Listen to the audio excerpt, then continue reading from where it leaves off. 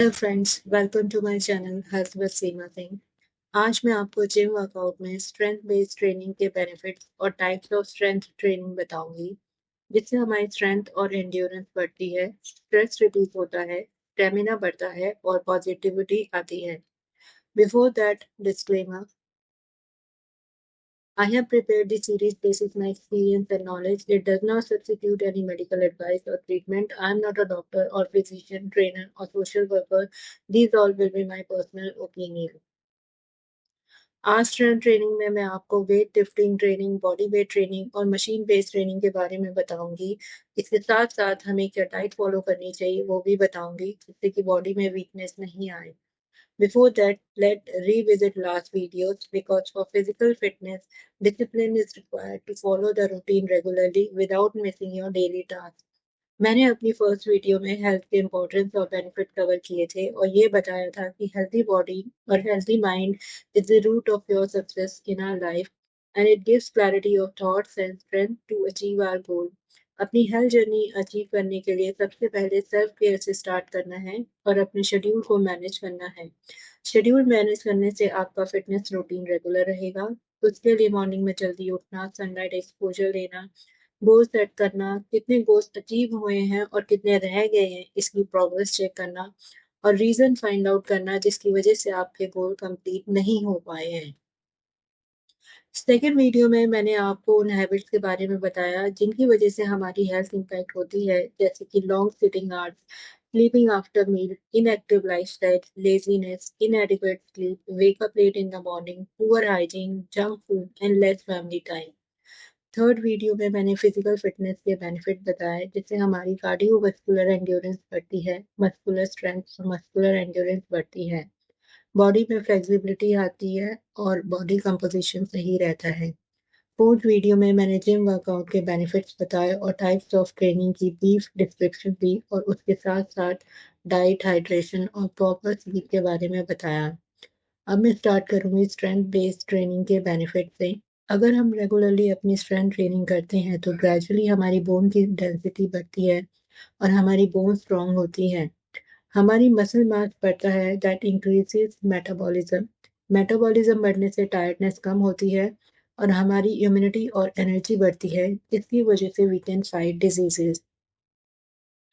Strength training से हमारे joint protect रहते हैं, that prevent us from muscle pain and joint diseases. और रेगुलर एक्सरसाइज करने से बॉडी फैट रिड्यूस होता है और हमारा कॉन्फिडेंस बढ़ता है। हम अपने वर्कआउट इस तरह प्लान कर सकते हैं जिसमें हम अपने हर बॉडी पार्ट को ट्रेन कर सके। हर एक दिन एक मसल पर डे कर सकते हैं या मल्टीपल मसल ट्रेन कर सकते हैं। मैं प्रेफ़र करती हूँ कि मैं 1 घंटे में अपना पूरा वर्कआउट कंप्लीट कर लूँ।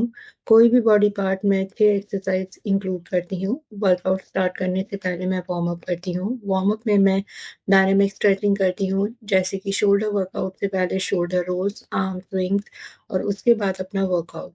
वर्कआउट के बाद मैं कार्डियो करती हूँ, देन कूल डाउन। बॉडी को कूल डाउन करना बहुत ज़रूरी है, जिससे कि हमारी बॉडी रिलैक्स हो जाए और हम पूरे दिन एक्टिव रहें। कूल डाउन के लिए मेन स्टैटिक स्ट्रेचिंग करती हूँ, जिसमें हमें अपनी पोजीशन को होल्ड करना होता है। जैसे कि अगर हम शोल्डर का वर्कआउट कर रहे हैं, तो कूल डाउन में शोल्डर स्टैटिक स्ट्रेच करते हैं। डायनामिक और स्टैटिक स्ट्रेचिंग एक्सरसाइज डिपेंड करती हैं उस बॉडी पार्ट पर जो हमें ट्रेन करना है। अब बात करते हैं न्यूट्रिशन की। हमारा न्यूट्रिशन बहुत इंपॉर्टेंट है किसी भी ट्रेनिंग में, इसलिए अपना वर्कआउट स्टार्ट करने से पहले हमें प्री वर्कआउट फूड की ज़रूरत होती है।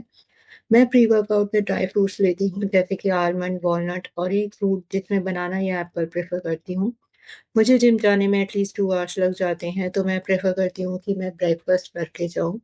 ब्रेकफ़ास्ट में मैं oats, किनुआ, bread with peanut butter लेती हूँ। ब्रेकफ़ास्ट करने से हेवी वर्कआउट ईज़िली हो जाता है और ब्रेकफ़ास्ट के 1 या डेढ़ घंटे बाद आप अपना प्री वर्कआउट ले सकते हैं। पोस्ट वर्कआउट में प्रोटीन लेना चाहिए क्योंकि हमारी मसल की रिकवरी इम्पोर्टेंट है to avoid weakness in the body. I am a vegetarian, so I prefer to take protein supplement after half an hour of workout. एकदम से वर्कआउट के बाद प्रोटीन नहीं लेना चाहिए, हाफ एन आवर के बाद ही प्रोटीन लेना चाहिए और उससे उसके हाफ एन आवर के बाद या 45 मिनट्स के बाद आप अपना मील ले सकते हैं। आप 1 मसल पर डे कर सकते हैं। 1 मसल पर डे करने के लिए आप अपना प्लान इस तरह बनाएँ जिसमें कि 5 से 6 एक्सरसाइज प्लान करें। मैं प्रेफ़र करती हूँ कि एटलीस्ट 3 ग्लास पानी पी के जाऊँ जिससे कि मुझे जिम में हाइड्रेशन ना हो और अपने 7 से 8 घंटे की स्लीप पूरी करूँ। अदरवाइज़ मुझे पूरे दिन टायर्डनेस रहती है। मैं एक मसल पर डे में ये ऑर्डर फ़ॉलो करती हूँ।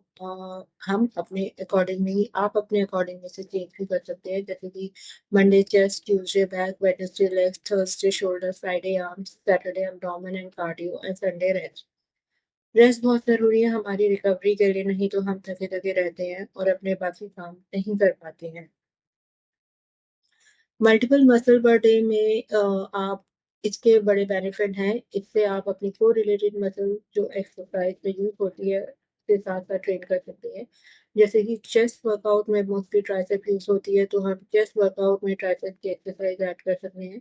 मैं 4 चेस्ट की एक्सरसाइज करती हूँ और 2 ट्राइसेप की एक्सरसाइज करती हूँ। इस तरह मैं बैक और बाइसेप का कॉम्बिनेशन बनाती हूँ।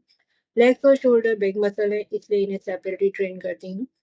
फ्राइडे आई प्रेफर कि मैं जिम में ज़ुम्बा क्लास लूँ या फिर अपना कार्डियो सेशन कंप्लीट करूँ। सैटरडे एब्डोमेन को ट्रेन करती हूँ और Sunday is the rest day. Multiple muscle में हम एक दिन सारी अपर बॉडी की एक्सरसाइज कर सकते हैं जैसे कि चेस्ट, बैक, शोल्डर, आर्म्स और कार्डियो और लेग्स के लिए सेपरेट डे। दूसरा हम पुश पुल लेग का कॉम्बिनेशन भी बना सकते हैं जैसे कि एक दिन सारी वो एक्सरसाइज जिसमें हम पुश करते हैं, दूसरे दिन पुल और फाइनली लेग्स और इसी कॉम्बिनेशन को आप रिपीट भी कर सकते हैं 2 बारी हफ्ते में।